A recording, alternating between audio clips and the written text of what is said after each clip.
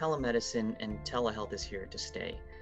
I agree that, prior to the pandemic, telemedicine was not even a part of my practice at all. I think like most offices, especially surgical offices, patients came in person, and that's just how everything went. Now that things have moved to telehealth, and especially in the early months of the pandemic, people were forced to do that. Infrastructures have been built, and I think in a way, many physicians and hospital systems have been forced to trial telemedicine and have seen pleasantly that it actually works very, very well. For me, I think moving forward, even when the pandemic starts to wane in the coming months and into next calendar year, telemedicine for me is now an integral part of my practice and something that I definitely offer all of my patients.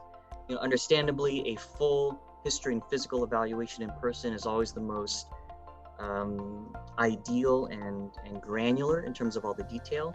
But I completely understand if people live far away from me, 2 to 3 hours, if people are older in their 60s, 70s, or even 80s, if people are so debilitated that they can't travel, then sometimes it's worth it to not have, the most thorough physical examination, but to be able to still obtain a history and have the imaging that they're able to upload now through our telehealth infrastructure.